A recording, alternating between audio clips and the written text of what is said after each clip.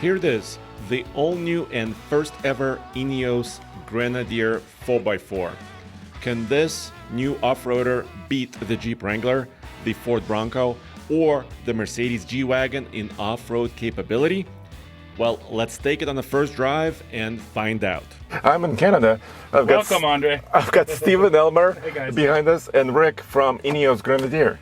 Nice to meet you. Hey, nice to meet you. So this is a US spec or North American spec Ineos Grenadier, and this is the first off-road drive. Yeah. How about that? Exciting, man. Yes. We're at Canadian Tire Motorsports Park, better known as Mosport to anyone local. And it's a decent little off-road course. I'm excited for you to get up there, Andre. Awesome. Thanks. Thanks, man. So, which way do I go? You can go to the left. Left. Okay. So let's introduce this vehicle first. This was kind of a vision of one man, CEO of Ineos, right? Yes, Sir Jim Ratcliffe. Sir Jim Ratcliffe, and he's an enthusiast of off-roading, isn't he? He is, absolutely. So tell me about a little bit of a history of this vehicle, and then it's coming to North America. Is it on sale already in Europe? It is already on sale and being delivered in Europe as well as a couple of other countries, coming to the United States by the end of this year, 2023. Okay, I gotcha. Basically a vision of Sir Jim Ratcliffe, an off-road enthusiast, as you said, really wanted to design something that was a true off-road vehicle in his mind and capable to do everything that he wants it to be able to do. Okay. To the left, sorry. Sweet. So it's based. I'm in my mind, this vehicle is really combining the simple technologies that all of us know. A ladder frame, right? Yes. A steel frame. It's got solid axles front and rear. Yep. It's got multi-link suspension with coils. Correct. It's got potentially up to 3 locking differentials, so center, front, and rear. Yep. And this is what we have in this, right? Correct. This is the Trial Master, and this is equipped with all 3 locking discs to the left. To the left. This is my first time driving this vehicle and also the first time on this trail.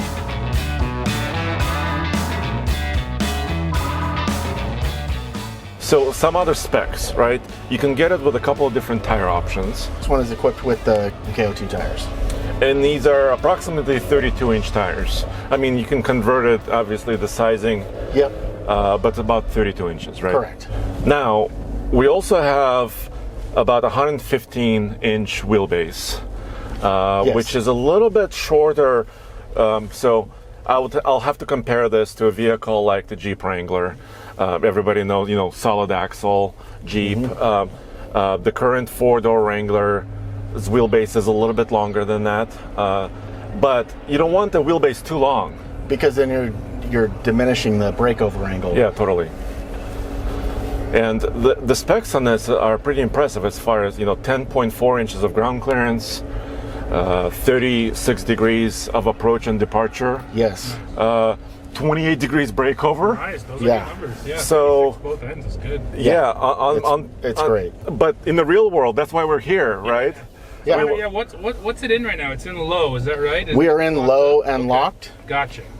Okay, because I'm feeling the power, just the torque right from back here, so I figured you were in low. Yeah, and Yes. I'm barely feathering the throttle. Nice. And what we do have here is a 3-liter BMW B58 engine, which is well known, well regarded, Yes. but it's kind of your tuning, right? Yes. Ineos's own tuning, detune the horsepower a little bit to 282 to make it able to increase the torque to 332. You also aired these tires down a bit, right? They are aired down Okay. just a little bit to make it easier to go over some of the obstacles. Nice. You mentioned before, so iBox springs, Yes. Bilstein shocks, but this is not like an active suspension, right? It is not. It is. There's no air suspension, not active in any way, and the reason for that is simplicity and reliability.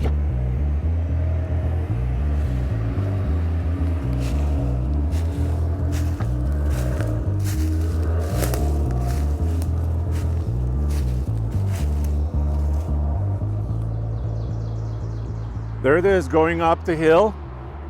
Yes, those tires are 32s. You might be saying, okay, the tire looks a little bit small in the vehicle. I would agree, but they officially, that's what the vehicle is designed for, is 32-inch tires. Pardon the racetrack that's nearby. It's up to you if you wanted to modify this and put bigger tires, of course, as an owner. And of course, the transmission is an 8-speed ZF transmission, known from BMW, but also used in several different manufacturers. Yeah, and of course they have different versions, of that 8-speed, but to appropriate torque levels of the engine and the capability that you really want. My locker switches, I'm gonna pause here for a second, are up here. Yes. This really looks like an airplane. This is pretty fun. Let me see, my lights. Gonna turn on my lights a little bit here. My rear locker and my front locker are here. My off-road mode, my waiting mode to cross water, up to what, 32 inches? 32 inches, so basically the top of your tires. Okay. The other thing of having a really long wheelbase is turning radius, right? That's important. Yes. So 115 inches, I think, is kind of in the sweet spot because, Steven, you have some space back there, right? I do have enough legroom, honestly. Yeah, enough headroom, enough legroom. I fit okay. You're a tall fella. I'm 6'2", over 300 pounds. Yeah. So and if I fit, anyone will fit. I'll say, I mentioned this getting in. These doors, they hang a little low here, so getting in, I have to duck quite a bit. But once you're in here, it's fine. And also, we don't have the Safari windows, but you can get those. You can option them out. Yeah, those are fun. I love that they pop all the way out too. If you want that true, open air experience, a la Jeep Wrangler. Yes, that's pretty cool. So I mean, there's several vehicles in the space. I know the original kind of spirit. I think that Sir Jim Ratcliffe had was a kind of Land Rover Defender, right? That was in his mind. But I think this vehicle, as I look at it, combines different aspects, and making it its own, right? Yes. Grenadier. For sure. Inspired by a lot of things that were, well done in the past, and kind of pieced together for its own kind of best of all worlds, so to speak. I gotta say, with the tires air down, we're here in low range, right? The ride is comfy. Would you say that, Steven? Yep. It is. To the left of the right. It is pretty nice. So from my standpoint here, the visibility is pretty good. So the hood is kind of narrow, right? I would call it kind of a Jeep Wrangler style, where and the fenders are a little bit lower than that. Yeah, really great visibility. You sit up nice and high so that you can see in front of you and on the sides and all the way around. There's really not a lot of blind spots on this. Is there an official tow rating on this vehicle? 7,700 pounds. Got it, okay. So it's kind of typical for like a European design vehicle because it's about 3.5 tons. Correct. Metric tons. And there's a 2-inch receiver and it could be wired for a trailer. It is wired. If you get the trailer hitch, it comes wired. So we're descending a bit of a hill. And this has, like we said, really good approach and departure angles. Obviously nothing here so far has really kind of challenged it. And what about underbody protection? Yes, it does have metal skid plates like under the gas tank for protection and in the places that are really. What about payload ratings? Have you announced those as well? 1,900 pound payload rating. Wow, that's really good. It really is. When you compare it, I've been talking Jeep Wrangler, but you have to bring in, of course, the G-wagon at the upper level of the pricing. Yes. There's, of course, many other vehicles, the Ford Bronco, 4-door, even the Land Rover Defender itself, right, as far as pricing is concerned. And then this one has a rack, so you can put static load, about 900 pounds? 900 pounds static, so you can sleep several people with all of your equipment. Well, let me get lockers. Let's do this. Okay, go ahead and go. Okay, we're engaging lockers, dude. Lock it up. You're good. Just do the. Okay. Yeah. So we're articulating right now. One push of a button. So that's what traditional off-roaders are, right? Yeah. You have simple axles. that allow for articulation, right? Yep. And you even publish your RTI, Ram Travel Index as well, which I think is about 558, which is a relatively good number. Oh yeah. For articulation. And as soon as you have a locker, you can dial it in, bam, and you could really just crawl over anything almost. Absolutely. All right, here we have it articulating in this mogul section. You can see the front is still touching. So the articulation on this thing is really good, but let me show you the rear. The rear is a little bit in the air. So you could see this. You're so strong on it. No, but you can kind of see the suspension, the multi-link, the coil springs, the bump stops, the shocks, Bilsteins, I-box springs, skid plates, and there's lots of mud. So they've been using this machine pretty heavily. So it's got those good bones.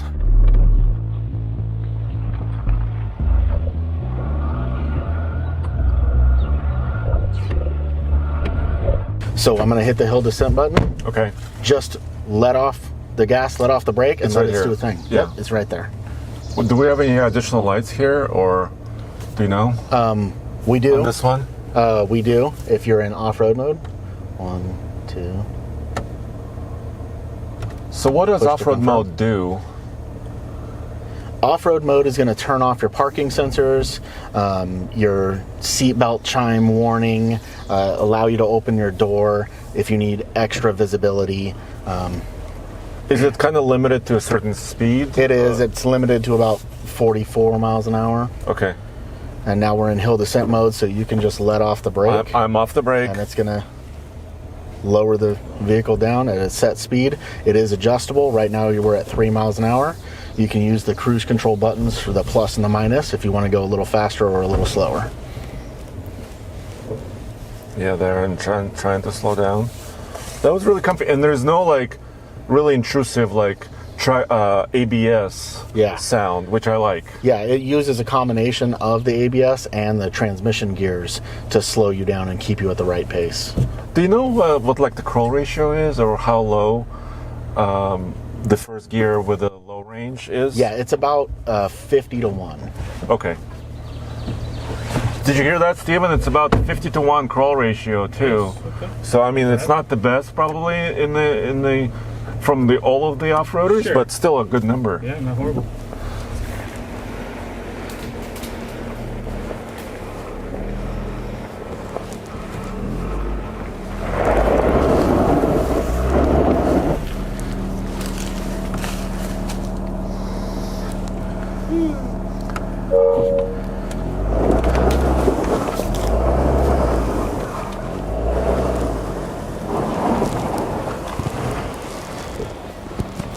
Dragged through a little bit, but made it.